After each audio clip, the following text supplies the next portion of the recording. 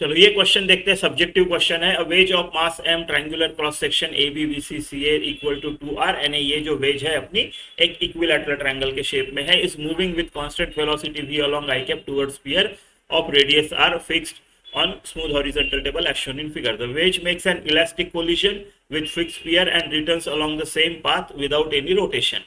Neglect all friction and suppose that wedge remains in contact with sphere very short time delta t, during which it exerts constant force F on the wedge. तो वो F निकालना है पहले part में, and normal force exerted by table on the wedge निकालना है during this time delta T.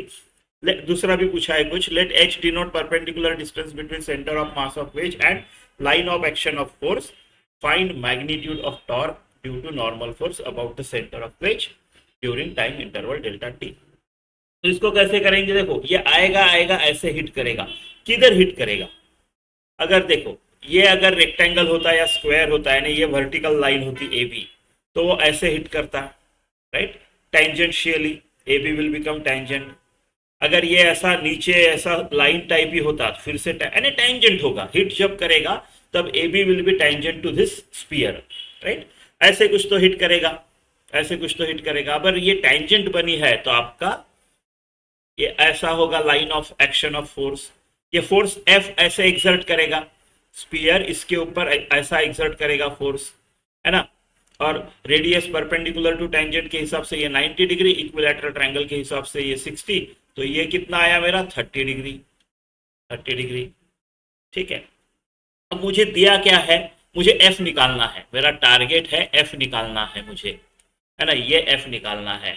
और मुझे दिया गया है क्वेश्चन में कि वो वेलोसिटी v से ऐसे जाता है, इलास्टिक कोलिजन करता है और वापस v से ही वापस जाता है, राइट, और very short time delta T के लिए वो f एक्सर्ट करता है, राइट। तो सिचुएशन देख के आपको समझ में आ रहा होगा कि f into delta T which is impulse is equal to change in momentum करेंगे तो हो सकता है ना, delta T time f delta T impulse. तो मैं क्या करूंगा, linear impulse is equal to change in linear momentum, इस चीज का यूज करूंगा। इम्पल्स कितना होगा, ये सब मैं अलोंग एक्स एक्सिस करूंगा, राइट, क्योंकि मेरा v जो है मोमेंटम एक्स एक्सिस का ही है, एक्स एक्सिस में ऐसे आ रहा है, उसी हिट करके एक्स एक्सिस पे ही जा रहा है, ऐसा, तो ऐसा इस तरफ, है ना। तो ये वाला कंपोनेंट चाहिए मेरे को, ये वाला component, let's say F along X, इसको दो में रिजॉल्व कर देता हूं, F along X and F along Y. तो F along X, right, into delta T should be equal to change in linear momentum, ठीक है। ये मैंने अलोंग एक्स एक्सिस लगाया है, अलोंग एक्स एक्सिस कितना फोर्स है, अलोंग एक्स एक्सिस मोमेंटम कितने से चेंज हुआ, ऐसा, तो ये आएगा एफ कॉस 30, ये आएगा डेल्टा टी, राइट। मोमेंटम पहले क्या था, right, final momentum minus initial momentum, initial momentum ऐसा था, फाइनल मोमेंटम ऐसा था, और कितना था m into V, m into V, तो फाइनल पॉजिटिव है माइनस माइनस इनिशियल, क्योंकि ये निगेटिव डायरेक्शन में है, यानी 2mv, 2mv, राइट।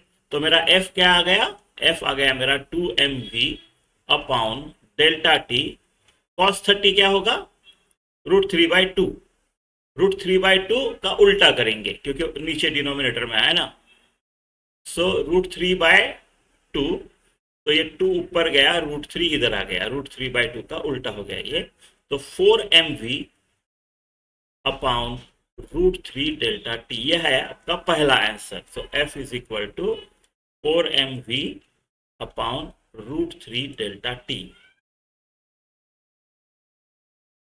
ये आपका आंसर नंबर 1, ठीक है।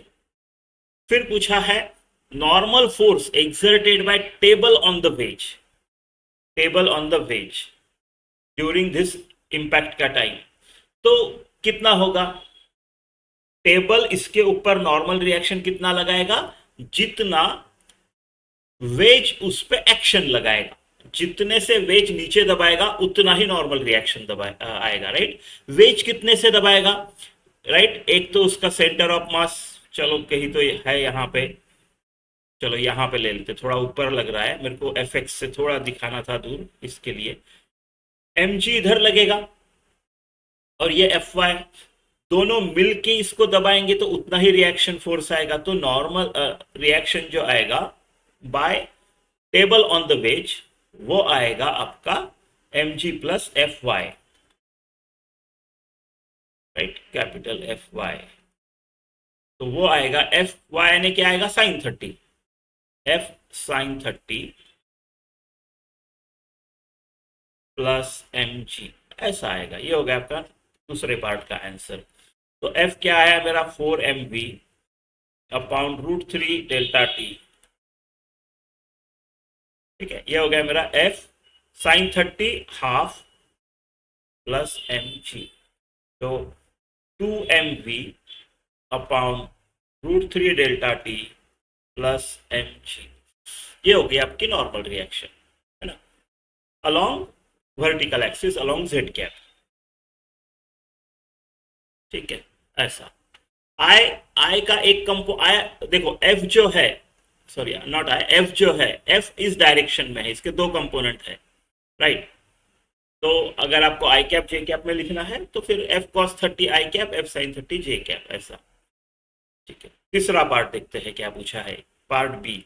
H denote perpendicular distance between centre of mass of wedge and the line of action of force F, magnitude of torque due to normal force, ऐसे निकालना है हमको।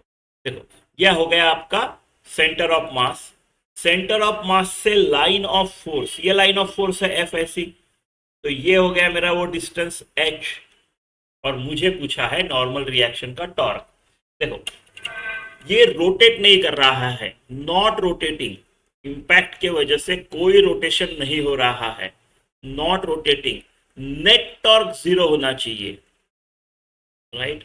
तो मेरा टॉर्क ड्यू टू एफ जो होगा should be equal and opposite of, right, torque due to normal reaction, ऐसे होगा। उनके मैग्नीट्यूड सेम होंगे, इक्वल एंड अपोजिट होंगे, मैग्नीट्यूड सेम होंगे। So torque due to normal reaction should be equal to torque due to force, magnitude, direction opposite होगा, magnitude same होना चाहिए, और वो होगा आपका सिंपल एफ इंटू एच।